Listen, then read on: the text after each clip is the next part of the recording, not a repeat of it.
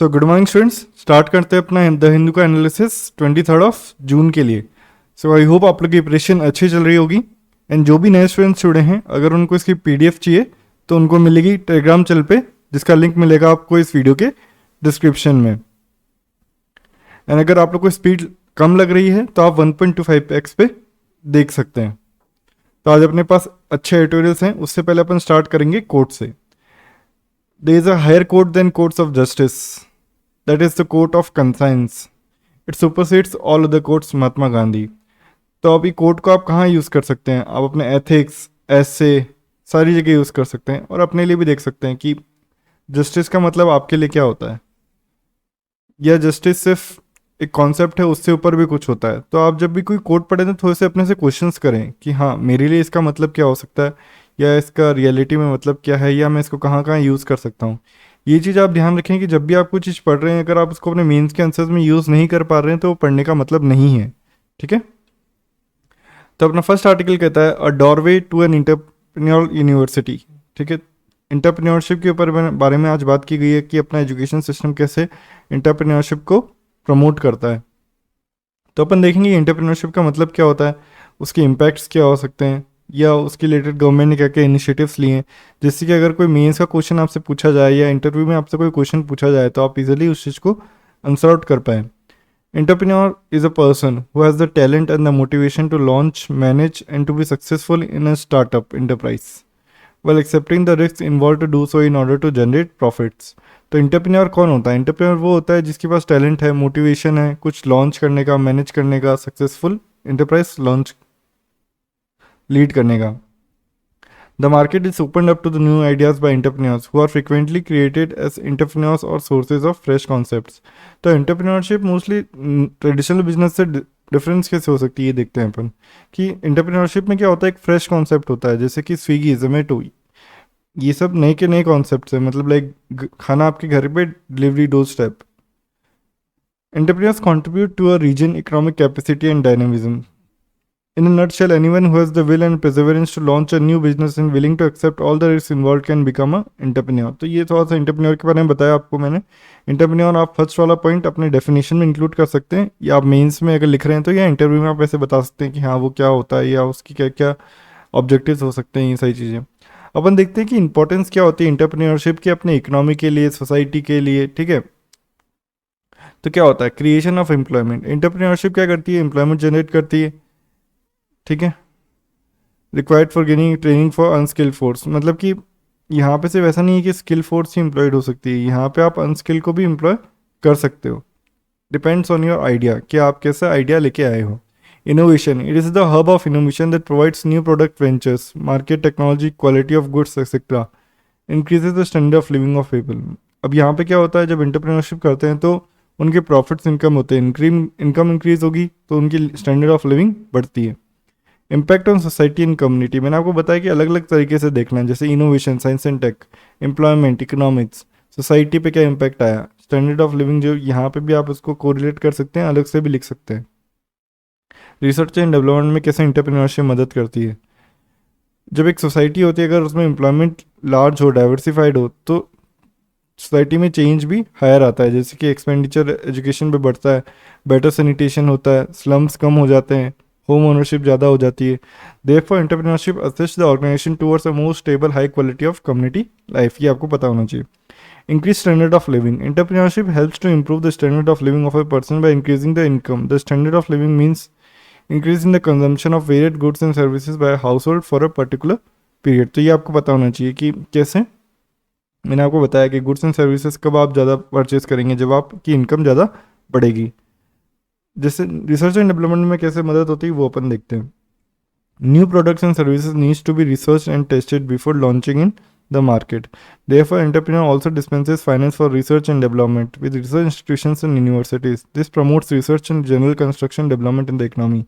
तो आप सबको पता है कि रिसर्च एंड डेवलपमेंट का जीडीपी में बहुत कम कंट्रीब्यूशन है, जैसा मैं आपको हर टाइम बताता हूँ। तो अगर इंटरप्रेन्योरशिप का प्रमोट कर दें तो अपन इनडायरेक्टली रिसर्च एंड डेवलपमेंट को प्रमोट करेंगे, क्योंकि अगर उनको अपना कोई प्रोडक्ट निकालना है तो वो उसको पूरा रिसर्च करके ही निकालते हैं। ठीक है। तो ये थे कुछ इम्पैक्ट्स जो आपको पता होने चाहिए कि कैसे कैसे इम्पैक्ट हो सकते हैं अपने सोसाइटी पे। मैंने आपको डेफिनेशन बताई। आप मुझे कुछ गवर्नमेंट इनिशिएटिव्स बताएंगे कमेंट सेक्शन में कि क्या क्या गवर्नमेंट इनिशिएटिव्स हैं अपने पास एंटरप्रेन्योरशिप को प्रमोट करने के लिए। सो अपन चलते हैं अपने नेक्स्ट आर्टिकल पे। Can a shorter medical course solve rural doctor shortages. तो अपन ये सब जानते हैं कि आज सब डॉक्टर्स बनते हैं लेकिन वो मोस्टली अर्बन एरियाज में काम करना चाहते हैं, रूरल एरियाज में बहुत कम काम करना चाहते हैं, राइट। तो आज अपन देखेंगे स्टेटस क्या है। अगर इससे रिलेटेड रूरल हेल्थ से रिलेटेड वापस कोई क्वेश्चन बना तो अपन इजीली आंसर आउट कर पाएंगे, क्योंकि पहले भी रूरल हेल्थ केयर से रिलेटेड क्वेश्चन बन चुका है। More than two thirds of Indians live in villages but the healthcare facilities in this area are yet to show the progress seen in urban areas। तो अपन देखते हैं कि 2/3 से मतलब 2/3 भी इंडियंस ज़्यादा वहाँ रहते हैं, रूरल एरियाज़ में रहते हैं, लेकिन हेल्थ केयर फैसिलिटीज़ वहाँ पे आज भी बहुत कम है जो कि अपन अर्बन एरियाज़ में देखते हैं। तो अगर अपन 2005 में देखें तो 17.49% मतलब 17.5% प्राइमरी हेल्थ सेंटर्स एंड सब सेंटर्स फंक्शन विदाउट डॉक्टर्स। तो आप ये देखिए 17.5% तो बिना डॉक्टर्स के काम कर रहे हैं, but the proportion of such centres will be high as 21% in 2021 according to rural health statistics of ministry of health and family welfare. तो देखिए मिनिस्ट्री का डेटा है, मिनिस्ट्री के डेटा को आप डायरेक्टली अपने मेंस के आंसर्स में इजीली यूज़ कर सकते हैं। Less than half of the community health centres had no specialist doctors in 2005, the vacancy was a whooping in 67.9% in 2021। तो आप ये देखिए कम्युनिटी हेल्थ सेंटर कोई स्पेशलिस्ट ही नहीं है, मतलब सिर्फ जनरल डॉक्टर सारी चीज़ों को ट्रीट कर रहा है। तो इसको आप अपने मेंस के आंसर्स में यूज़ करें तो आपको बेनिफिट होगा। Family health workers of axillary nursing midwives and the number of PSCs, the sub-centers divide of them has jumped from 4.75% in 2005 to 27.16% in 2021. All the CSCs in scheme 69% in Madhya Pradesh are devoid of a specialist, 43 point of the PSCs Chhattisgarh. ये अलग अलग data मैंने आपको बताया जो कि आप अपने मीन्स के आंसर्स में यूज़ कर सकते हैं अगर इससे कोई रिलेवेंट क्वेश्चन आता है तो। इसको आप देख सकते हैं एक बार। इसको मैं आपको कोई बता के मतलब नहीं निकलेगा, क्योंकि मैं वो आपको सिर्फ वो चीज़ समझाता हूँ जिसमें कोई थ्योरी लगे, मतलब कुछ समझे में आ रहा हो, लेकिन ये तो फैक्ट है। फैक्ट हो तो आप खुद भी लर्न कर सकते हैं। Why health facilities in rural India face workforce crisis, ये अपना नेक्स्ट क्वेश्चन रहेगा इससे रिलेटेड। लेकिन इससे पहले अपन देख लेते हैं कि मेडिकल स्टाफ की कितनी कमी रहती है अपने यहाँ पे, ठीक है। Doctor in rural primary health centres तो देखिए 17.5 थे, आज अपने 21.8 हैं, लेकिन फिर भी प्रॉपर नहीं है। 46.7% टू 68%, लेकिन फिर भी कमी है।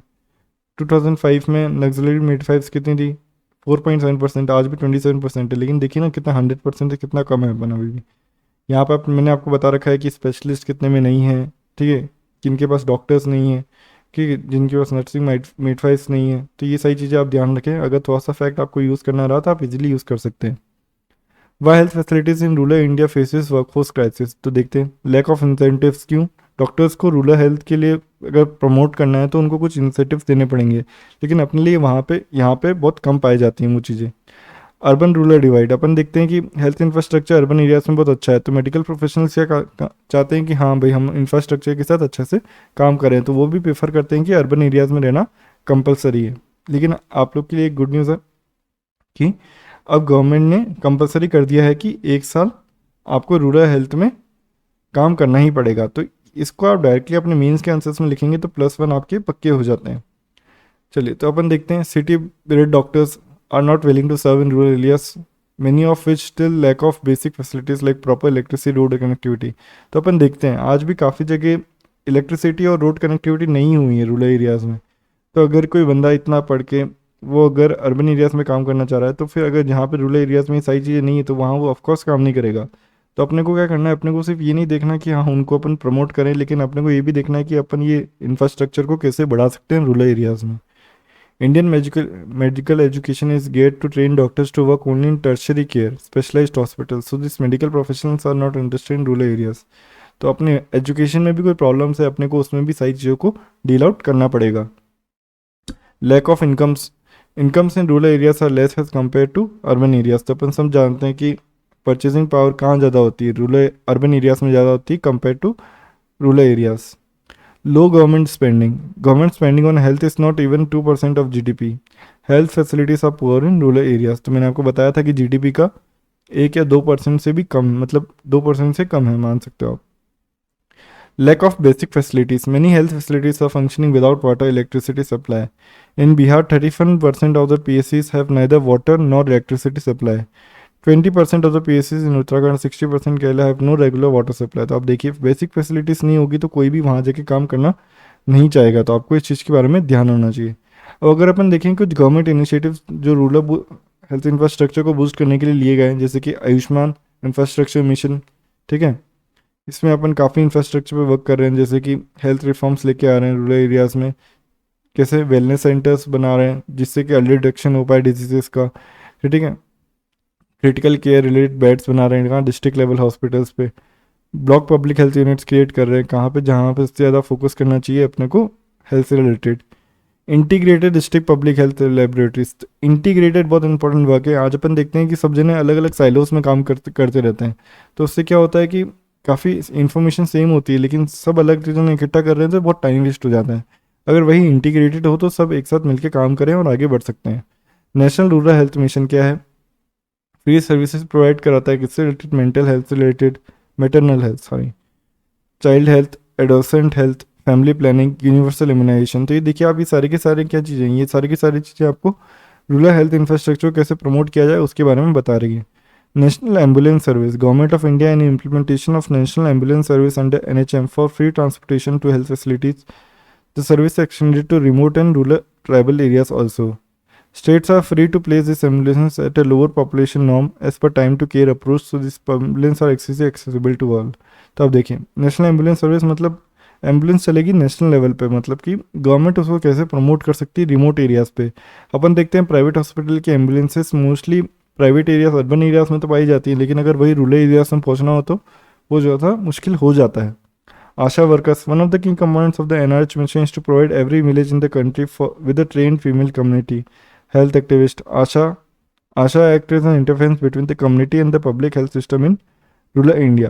तो कैसे आशा वर्कर्स को अपन प्रमोट कर सकते हैं? अपने को ये सारी चीज़ें दिखनी चाहिए कि जैसे कि कम्युनिटी के बीच में इंटरफेस ज़्यादा हो, public health system rural India में बेटर डेवलप हो पाए।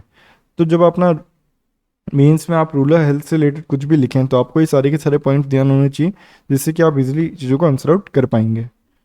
उसके बाद चलते हैं अपने नेक्स्ट आर्टिकल पे। अपना नेक्स्ट आर्टिकल कहता है an organise counter to unorganised hate.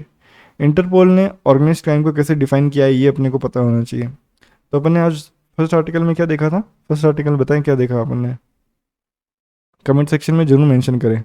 चलिए मैं आपके लिए एक बार पीछे लेके चले जाता हूँ। एंटरप्रेन्योरशिप, ठीक है। उसके बाद जाके अपन ने देखा कि डॉक्टर शॉर्टेज भी अपने यहाँ पे कैसे है, अगर उससे रिलेटेड मेंस में क्वेश्चन आएगा तो अपन कैसे कर सकते हैं। अपना थर्ड टॉपिक कहता है ऑर्गेनाइज्ड क्राइम। तो ऑर्गेनाइज्ड क्राइम से रिलेटेड अपन GS 3 में पढ़ते हैं, इसको आप GS 2 में देखेंगे, ठीक है, इसको आप GS 3 में देखेंगे। तो जब भी आप कोई टॉपिक पढ़ रहे हैं तो उसको आप कौन से GS से कनेक्ट करेंगे ये आपको पता होना चाहिए। फोर्थ टॉपिक मैं आपको अभी कनेक्ट कराऊंगा। अब आप ऑर्गेनाइज क्राइम से रिलेटेड हर साल UPSC मेंस में एक क्वेश्चन बनता ही है इंटरनल सिक्योरिटी में। तो आप देखते हैं ऑर्गेनाइज क्राइम को आप कैसे डिफाइन कर सकते हैं। Interpol has defined organized crime as any group having a corporate structure whose primary objective is to obtain money through illegal activities, often surviving on fear and corruption। तो क्या कोई ऐसा ग्रुप जो भी कॉर्पोरेट स्ट्रक्चर को ये करता है कि हाँ भाई हम आपको थ्रेट मतलब इलीगल एक्टिविटीज़ कर रहे हैं, उनको थ्रेट किया जाता है करप्शन के बेसिस पे। Organised crime is a highly sophisticated, diversified and widespread activity that annually drains billions of dollars from the global economy by unlawful conduct of illegal use of force, fraud और corruption। तो देखिए organised crime अपने economy के लिए कैसे harmful हो सकता है, इससे आप डायरेक्टली पता लगा सकते हैं और आप अपने मीन्स के आंसर्स में यूज़ कर सकते हैं। Organized criminal activities weaken the stability of national economic system, harm innocent investors, competing organizations, interfere with the free competition, seriously burdens interstate and foreign commerce, threatens the domestic security, undermine the general welfare of the nation and citizens।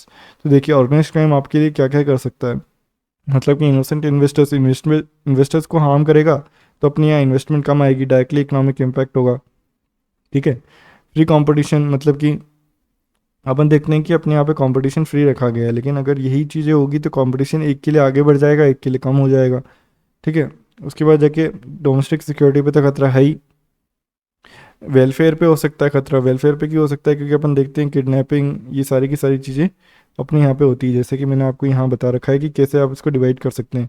Traditional organised crime में क्या क्या आ सकता था? Illicit liquor trade, batting, gambling, extortion. तो ये सारे के सारे क्या थे? ट्रेडिशनल ऑर्गेनाइज क्राइम थे। नॉन ट्रेडिशनल ऑर्गेनाइज क्राइम क्या थे? Money laundering, circulation of fake currency, हवाला ट्रांसफ़र। तो ये सारे के सारे क्या हैं? ये नॉन ट्रेडिशनल है, मतलब कि अब निकले हैं, पहले ये सारी की सारी चीज़ें नहीं होती थी। तो ये सारी चीज़ें कुछ आपको ऑर्गेनाइज क्राइम के बारे में पता होनी चाहिए। पर हम ये देखते हैं कि कैसे ऑर्गेनाइज क्राइम में बढ़ोतरी हो रही है। उसके बाद अपन देखेंगे कि कौन से वेरिएंट्स हैं ऑर्गेनाइज क्राइम से रिलेटेड। फिर अपन देखेंगे कुछ चैलेंजेस। फिर अपन देखेंगे अगर इसका वे फॉरवर्ड कैसे सॉर्ट आउट किया जा सकता है।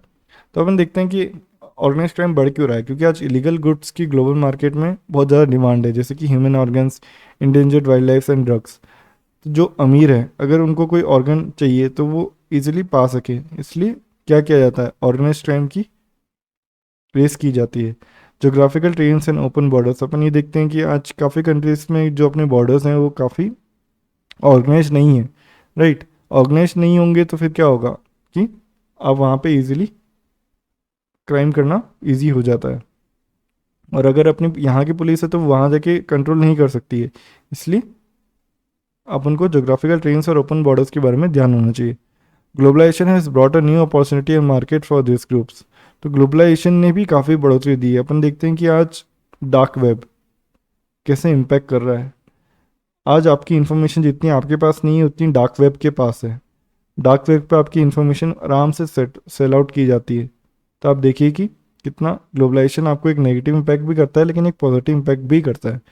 Unholy nexus between politicians, bureaucrats and criminals. अपन सब जानते हैं कि ये एक जना प्रमोट नहीं कर सकता है, इसमें सब जने इंटरलिंक होते हैं, सब जने मिल के काम करते हैं।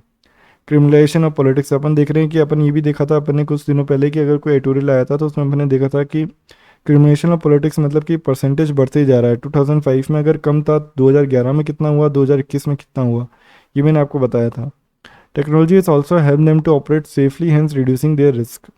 तो अपन आज देख रहे हैं साइबर सिक्योरिटी, कोई दूर से बैठ के भी आपके ऊपर अटैक कर सकता है इजीली। तो ये भी एक तरीका है जो आपको ध्यान रखना चाहिए ऑर्गेनाइज क्राइम का। जैसे ड्रोन अटैक्स अपन देख रहे हैं, आज ड्रोन अटैक्स हो रहे हैं काफ़ी, आपको सिर्फ फिजिकली इन्वॉल्व होने की ज़रूरत नहीं है वहाँ पे। Return compare to the risk factor is very high. तो अपन ये जानते हैं कि जो रिस्क फैक्टर्स है वो इसमें बहुत ज़्यादा बढ़ जाता है। India's proximity with drugs producing regions like Golden Crescent, Golden Triangle. मैंने आपको बताया ड्रग्स के बारे में जब भी मैं डिस्कस करता हूँ तो मैं आपको गोल्डन क्रेसेंट और गोल्डन ट्रायंगल के बारे में बताता हूँ। The globalization of the economy has helped the crime syndicates carry out their illegal activities across the borders easily. This has been further facilitated by the phenomena of digital money.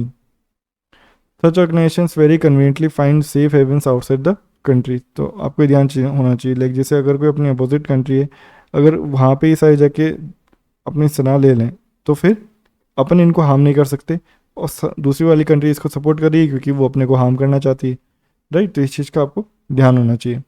अपन हम उसके कुछ challenges देखते हैं, क्या क्या challenges होते हैं। तो अपने यहाँ कोई स्पेसिफिक लॉ नहीं है ऑर्गेनाइज क्राइम से related. It depends on various provisions of IPC and other laws which are scattered. तो अपने यहाँ अगर कोई स्पेसिफिक लॉ नहीं है ऑर्गेनाइज क्राइम से रिलेटेड तो अपन उसे डील कैसे करेंगे? सबसे पहली इंपॉर्टेंट चीज़ तो ये anonymity of leadership. As organise criminal groups are structured in hierarchical manner, it becomes difficult to identify this leaders. Such groups keep changing their leadership to avoid law enforcement agencies. तो अगर कोई leadership नहीं है तो आपको क्या कैसे ध्यान पड़ेगा कि हाँ मुझे इसको पकड़ना है? जब तक आप उसको पकड़ने जाओगे जब तक कोई और लीडर बन जाएगा, right. Lack of resources, according to the constitution police is a state subject but many states are not in the position to invest resources to deal with the organise crime. अपन देखते हैं कि शुरुआत से अपने पास resources की कमी रही है। No central agency, India does not have any central agency to coordinate with state agencies for combating organised crime. Transnational presence. Some of the crimes are planned in outside the country. Tough terrain in the neighborhood provides for safe havens to these organized criminals. तो मैंने आपको बताया कि कैसे पास वाली country सबका safe heavens की तरह काम करती है। Poor criminal justice system, they are 3 crore pending cases in Indian judiciary. The delayed justice in the poor investigation by police also gives opportunity to this organised criminals to exploit the system. तो इसके बारे में आपको ध्यान होना चाहिए। ये सारे के सारे चैलेंजेस आप इजीली अपने आंसर में मेंशन कर सकते हैं। अपन अब देखते हैं कि वेरिएंट्स कैसे हो सकते हैं ऑर्गेनाइज्ड क्राइम्स के। Arms trafficking, drug abuse, drug trafficking, narcotics trafficking, human smuggling, money laundering, illegal immigration, contract killings, prostitutions, fake currency, gold smuggling, maritime piracy, extortion, cyber crime. तो ये सारे के सारे वेरिएंट्स हैं किसकी, ऑर्गेनाइज क्राइम के। इसके बारे में आपको ध्यान होना चाहिए। तो ऑर्गेनाइज क्राइम से रिलेटेड मैंने आपको आज काफ़ी इन्फॉर्मेशन दी है, ट्राई कीजिएगा कि आप इसके रिलेटेड मेंस का क्वेश्चन लिख पाएँ। तो अपन चलते हैं अपने नेक्स्ट आर्टिकल पे। अपना नेक्स्ट आर्टिकल कहता है the uproar over the new COP28 president. तो अपन अब देखते हैं कॉप क्या है। COP is an apex decision making authority of UNFCCC। तो UNFCCC के बारे में आपको पता होना चाहिए। The COP meets everywhere unless the parties decide otherwise. The first COP meeting was held in Berlin 1995। The COP meets in Bonn the seats of the secretaries unless the party offers to host the session. ठीक है, तो इसका कुछ आपको ध्यान नहीं रखना है, बस ये ध्यान रखिए कि 1995 में फर्स्ट टाइम हुई थी। एपेक्स डिसीजन मेकिंग अथॉरिटी कौन है इसकी, UNFCCC है। इसके रिलेटेड UN क्वेश्चन आपका बना है UNFCCC रिलेटेड, कॉप से रिलेटेड। तो ये एक इंपॉर्टेंट क्वेश्चन है आपके प्रीलिम्स के लिए। The office of the COP president normally rotates among the 5 United Nations regional groups which are Africa, Asia, Latin America and the Caribbean. The president is usually the environment minister of his or home country.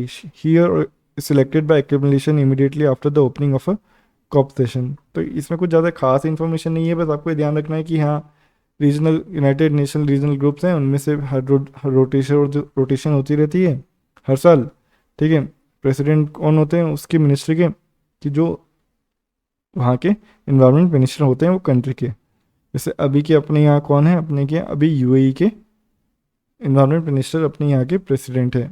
ठीक है, corp के। The United UNFCCC 1982 में sign की गई थी, कहाँ पे, UNEP में। ठीक है, also known as earth summit, Rio summit और द रियो कॉन्फ्रेंस। तो इसके बारे में आपको ध्यान होना चाहिए, डायरेक्ट क्वेश्चन पूछा गया है प्रीलिम्स में। ठीक है, मैंने आपको UNFCCC इसलिए कराया क्योंकि अगर आपको कॉप पता होना चाहिए तो आपको UNFCCC पता होना चाहिए, क्योंकि क्या है ये, एपेक्स डिसीजन मेकिंग अथॉरिटी है।